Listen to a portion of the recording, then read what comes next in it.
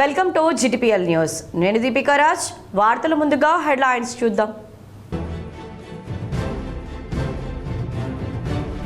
కరీంనగర్లో తెలంగాణ రైతాంగ సాయుధ పోరాట వారోత్సవాలు.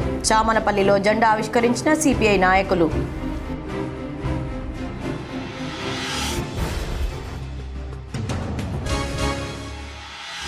వేములవాడ ఆలయాన్ని సందర్శించి సెక్యూరిటీని పరిశీలించిన ఎస్పీ మహేష్ బెగ్గితే. భక్తుల రద్దీ నేపథ్యంలో ఇబ్బంది కలగకుండా చర్యలు చేపడుతున్నట్లు వెల్లడి.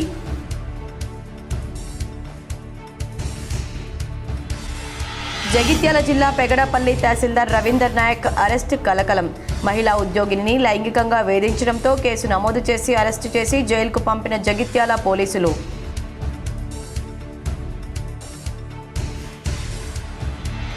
నకిలీ క్రిప్టో కరెన్సీ కేసులో కరీంనగర్లో మాజీ కార్పొరేటర్ కట్ల సతీష్ అరెస్ట్. 17 మంది నుంచి 1,20,00,000 వసూలు చేసి మోసం చేశాడని సిఐ నిరంజన్ రెడ్డి వెల్లడి.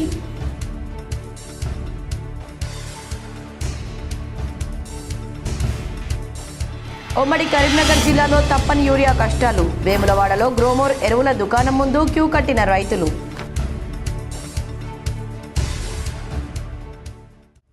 వేములవాడలో యూరియా కష్టాలు తప్పడం లేదు. గ్రోమోర్ ఎరువుల దుకాణం ముందు తెల్లవారుజాము నుండే రైతులు క్యూ కట్టారు. ఉమ్మడి కరీంనగర్ జిల్లాలో రైతులకు యూరియా కష్టాలు తప్పడం లేదు. నిద్ర లేచింది మొదలు యూరియా కోసం సొసైటీలు, గ్రోమోర్ సెంటర్ల వద్ద క్యూ కట్టాల్సిన పరిస్థితి ఏర్పడింది. వేములవాడలో వేకువజాము నుంచే రైతులు చెప్పులు, ఆధార్ కార్డులు, రాళ్లు క్యూలో పెట్టారు. మహిళలు, పురుషులు అనే తేడా లేకుండా కుటుంబ సభ్యులతో రైతులు యూరియా పంపిణీ చేసే సెంటర్ల వద్ద పడిగాపులు కాస్తున్నారు. రోజంతా వెయిట్ చేసినా రైతుకు ఒక బస్తా కంటే ఎక్కువ ఇవ్వడం లేదని అన్నదాతలు ఆవేదన వ్యక్తం చేస్తున్నారు. ఎకరానికి ఒక బస్తా యూరియా కోసం నిద్ర లేచింది మొదలు రాత్రి పడుకునే వరకు సొసైటీల చుట్టూ తిరగాలని ప్రశ్నిస్తున్నారు. ప్రభుత్వ తీరు, అధికారుల వైఖరిపై ఆగ్రహం వ్యక్తం చేస్తున్నారు. రైతులకు సరిపడా యూరియా వెంటనే సప్లై చేయాలని కోరుతున్నారు. సాత్రాస్ పెళ్ళి అయితే 20 రోజులైంది మేము మందుబత్తాల కొరకు కష్టపడి, మరి వేసుకున్న చేను ఖరాబ్ అయితే మేము చేసుకున్నాడు ఎందుకు? మీరు వచ్చి కాంగ్రెస్ వచ్చి మమ్మల్ని ఎందుకు ఖరాబ్ చేస్తుర్రు?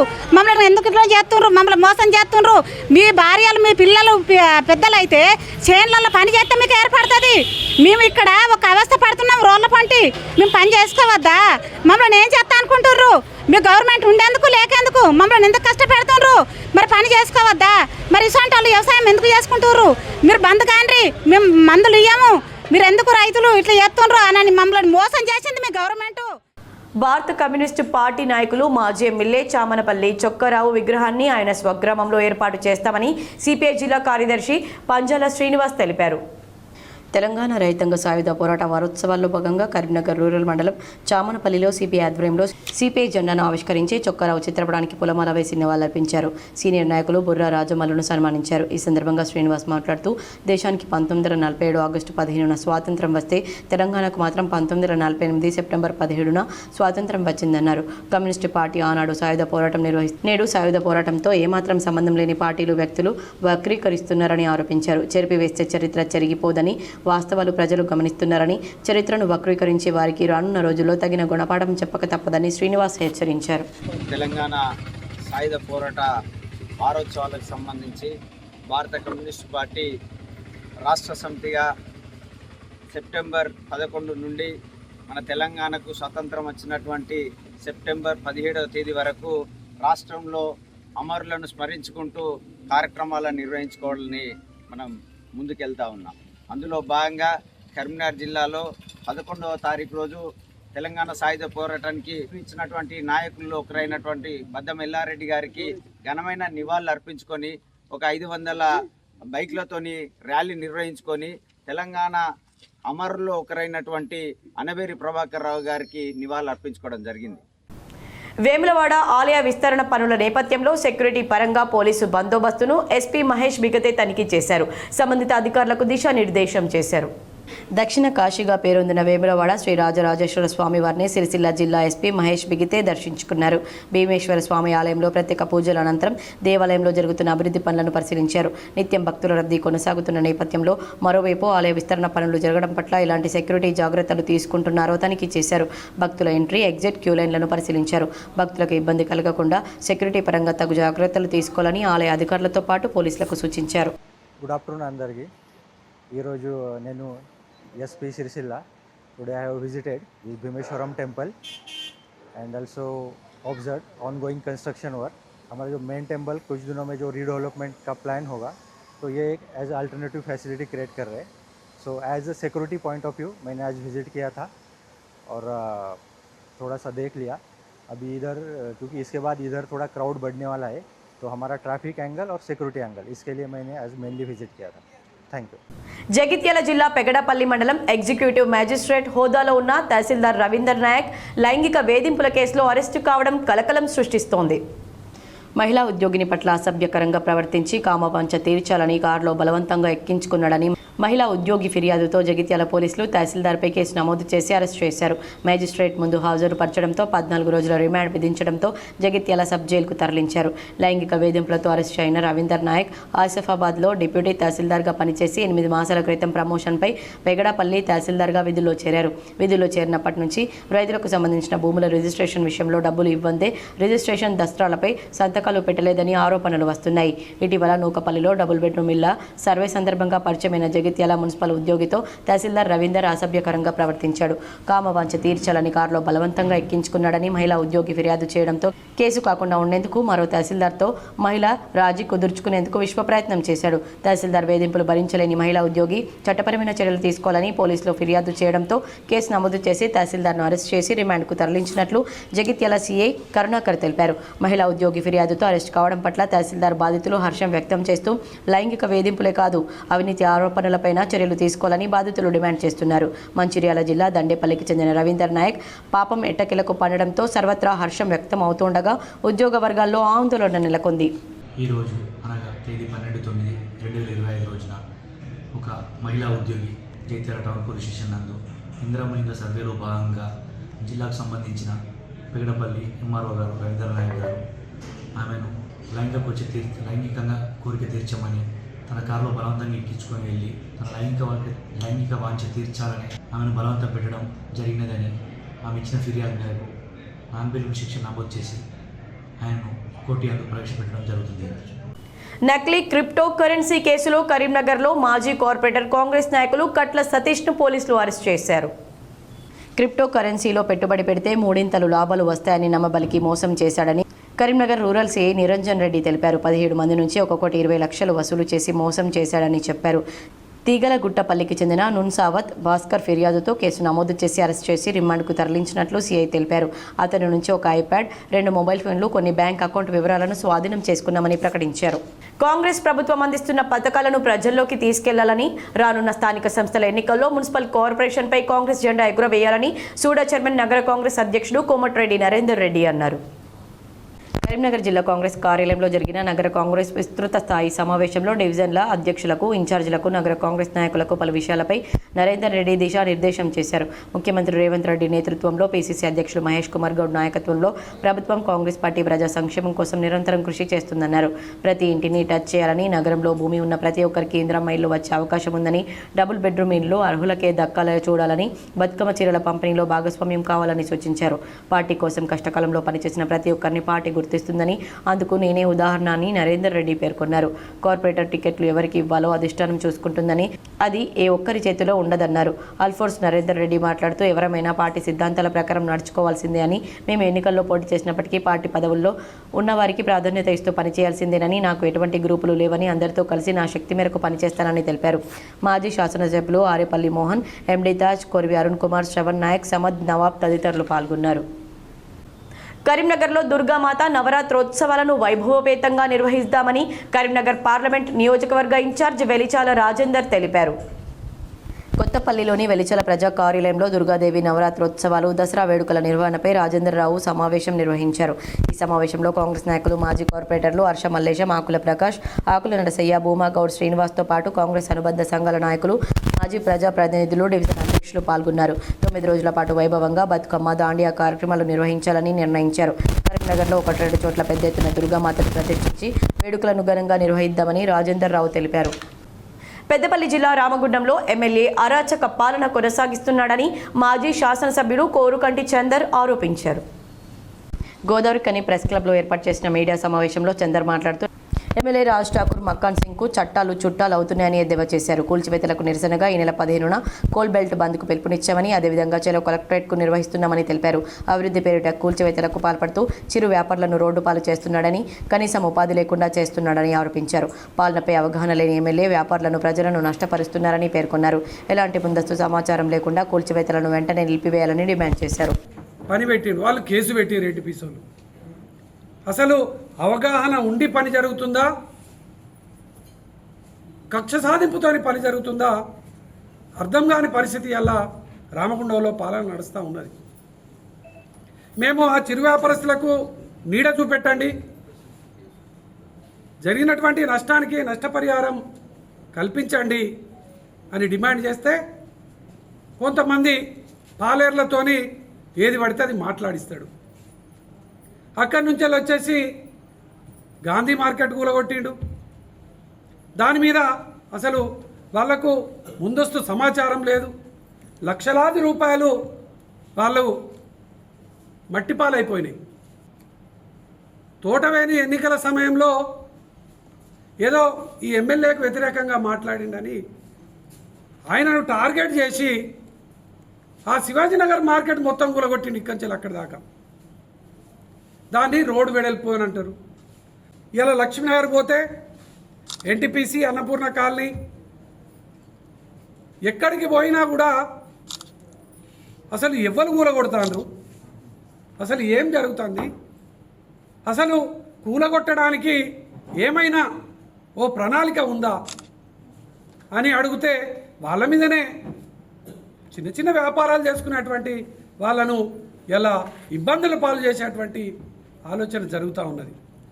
నేను మొన్న పోయినప్పుడు ఒకరొకరు ఏడుస్తున్నారు. ఒకరికి పర్మిషన్ ఇస్తారు, వాళ్ళు కట్టుకున్న తర్వాత మళ్ళీ ఒకడు వచ్చి కూలగొడతాడు. అసలు కట్టుకోమని చెప్పింది ఎవరు, కూలగొట్టేది ఎవరు అని మేము అడిగితే దానికి ఉల్టా మాట్లాడతారు. యూరియా కోసం తిమ్మాపూర్ మండలం నుస్తూపూర్లో రైతులు ఆందోళనకు దిగారు. యూరియా వస్తుందనే సమాచారంతో వేకువజాము నుంచే సొసైటీ వద్ద రైతులు బారులు తీరారు. ఇదివరకే టోకెన్లు తీసుకున్న వారికి ఒక్కొక్కరికి ఒక బ్యాగ్ యూరియా అధికారులు పంపిణీ చేశారు. క్యూలో ఉన్న వారికి చాలా మందికి యూరియా అందకపోవడంతో నిరసన వ్యక్తం చేశారు. క్యూలో ఉన్న వారందరికీ టోకెన్లు ఇచ్చి స్టాక్ రాగానే యూరియా పంపిణీ చేస్తామని చెప్పడంతో ఆవేదనతో అన్నదాతలు వెనుదిరిగారు. కరీంనగర్ నగర మహిళా కాంగ్రెస్ అధ్యక్షురాలుగా రజితారెడ్డి నియామకమయ్యారు. కరీంనగర్ నగర కాంగ్రెస్ మహిళా అధ్యక్షురాలుగా వెన్నం రజితారెడ్డిని నియమిస్తూ రాష్ట్ర మహిళా అధ్యక్షురాలు సునీతారావు నియామకపు ఉత్తర్వులు జారీ చేశారు.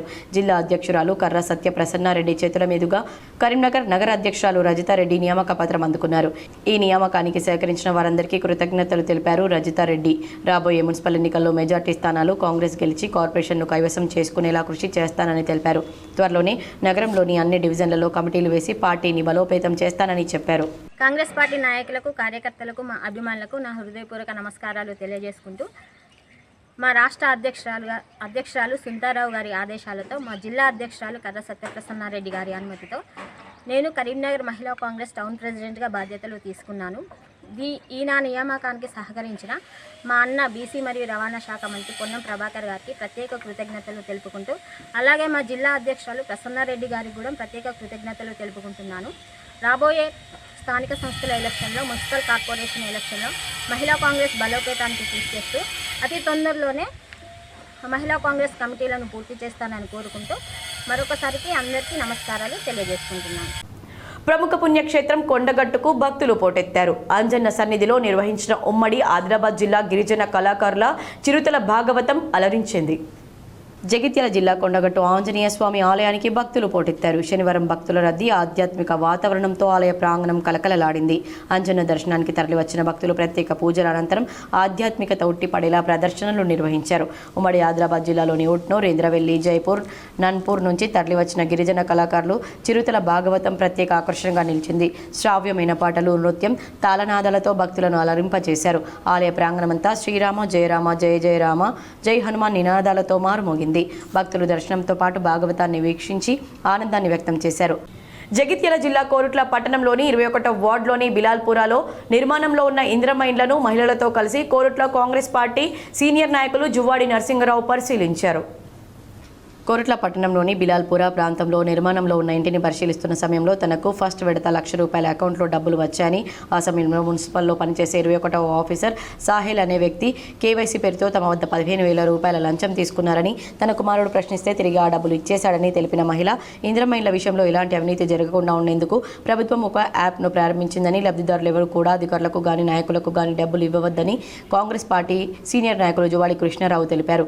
మహిళ వద్ద డబ్బులు తీసుకుని తిరిగి ఇచ్చేసిన మున్సిపల్ ఉద్యోగి సాహిల్పై చర్యలు తీసుకోవాలని కలెక్టర్కు ఫిర్యాదు చేయనున్నట్లు తెలిపిన కాంగ్రెస్ పార్టీ సీనియర్ నాయకులు కృష్ణారావు కోరుట్ల నియోజకవర్గంలో అవినీతికి ఎవరు పాల్పడ్డా ఊరుకునేది లేదని ఎవరైనా డబ్బులు అడిగితే మాజీ మంత్రి జువాడి రత్నాకర్ రావు నంబర్కు ఫోన్ చేయాలని విజ్ఞప్తి చేశారు ఆయన.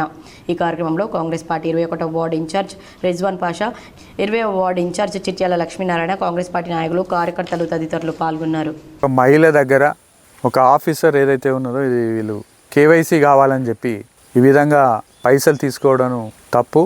ఇవాళ వాళ్ళు వెంటనే ఏదైతే ఇక్కడ ఉన్నటువంటి ఈ సోహెల్ అనే వ్యక్తిని ఇమీడియట్లీ ఇక్కడికి వెళ్ళి షిఫ్ట్ చేయాలని ముఖ్యంగా మేము కలెక్టర్ గారిని కోరడం జరుగుతుంది. ఏదైతే ఈ సర్వే చేసేటోళ్ళ మీద కూడా కలెక్టర్ ప్రసాద్ గారు దృష్టి సాధించి ఇలాంటి అవకతవకలు జరగకుండా చూడాల్సిన బాధ్యత తీసుకోవాలని చెప్తూ మేము కోరుట్ల ఇందిరమ్మ లబ్ధిదారుల తరఫున కోరుట్ల కాంగ్రెస్ పార్టీ నాయకునిగా నేను ఒక సామాన్య కార్యకర్తగా కలెక్టర్ గారిని కోరుతా ఉన్నాను. కరీంనగర్ జిల్లాలో ఓ ఇసుక ట్రాక్టర్ మానేరు వాగులో ఇరుక్కుంది. ఇసుక కోసం వెళ్లిన ట్రాక్టర్ ఒకేసారి నీటి ప్రవాహం పెరగడంతో నీటిలో ఇరుక్కుంది. వివరాలు ఈ విధంగా ఉన్నాయి. కరీంనగర్ జిల్లా జమ్మికుంట మండలం విలాసాగర్ వాగులో ఇటీవల వరుసగా కురుస్తున్న వర్షాలతో పాటు కరీంనగర్ లోయర్ మానేర్ డ్యామ్ గేట్లు తెరవడంతో ఒకేసారి వాగులో నీటి ప్రవాహం పెరిగింది. ఇసుక కోసం వెళ్లిన ఓ ట్రాక్టర్ నీటిలోనే ఇరుక్కుపోయింది. వెంటనే గమనించిన మిగతా ట్రాక్టర్ డ్రైవర్లు ట్రాక్టర్ను బయటకు తీసే ప్రయత్నం చేశారు.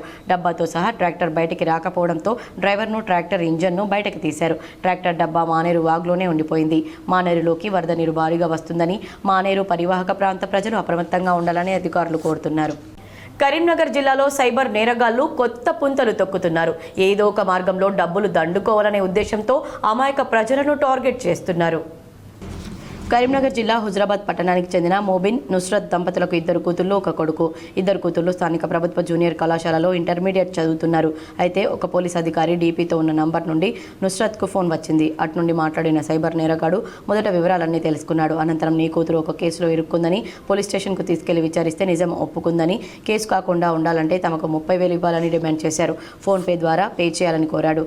ఎక్కడో ఒక దగ్గర అనుమానం వచ్చిన నుస్రత్ వెంటనే కాల్ కట్ చేసి తన భర్తకు ఫోన్ చేసి తన కూతురు గురించి ఆరా తీయమని చెప్పింది. దీంతో భర్త మూబిన్ కాలేజీకి వెళ్లి కూతురికి ఎటువంటి ఇబ్బంది లేదని తెలియజేయడంతో సైబర్ నేరగాళ్ల పని అని గుర్తించి స్థానిక పోలీస్ స్టేషన్లో ఫిర్యాదు చేశారు.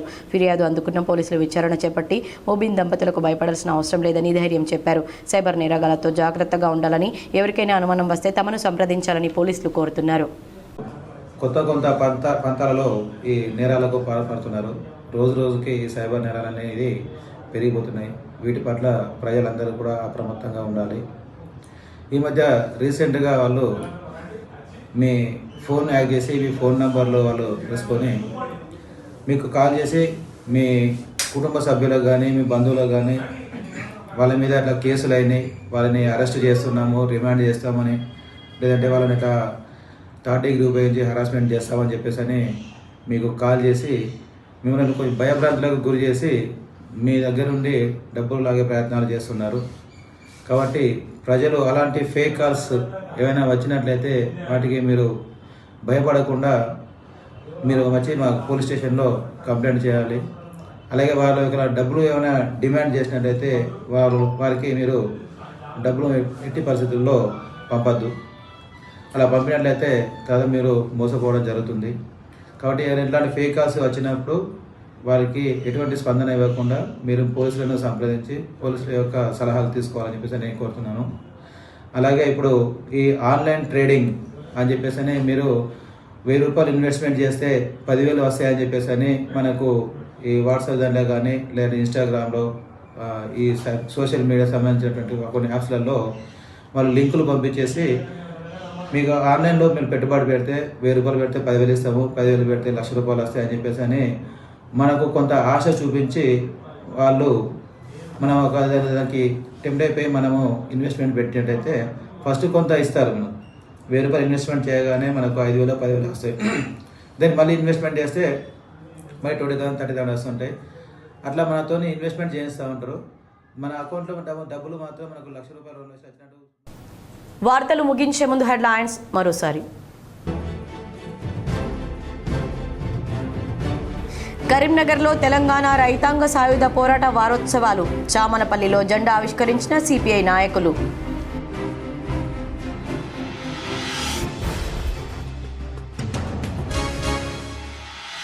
వేములవాడ ఆలయాన్ని సందర్శించి సెక్యూరిటీని పరిశీలించిన ఎస్పీ మహేష్ బెగ్గితే.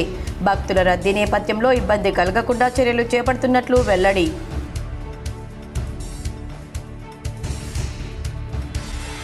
జగిత్యాల జిల్లా పెగడపల్లి తహసీల్దార్ రవీందర్ నాయక్ అరెస్టు కలకలం. మహిళా ఉద్యోగిని లైంగికంగా వేధించడంతో కేసు నమోదు చేసి అరెస్టు చేసి జైలుకు పంపిన జగిత్యాల పోలీసులు.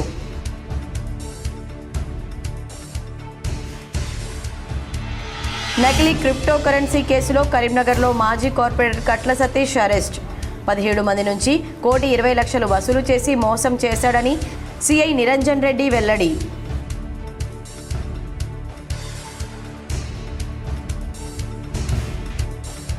ఉమ్మడి కరీంనగర్ జిల్లాలో తప్పని యూరియా కష్టాలు. వేములవాడలో గ్రోమోర్ ఎరువుల దుకాణం ముందు క్యూ కట్టిన రైతులు.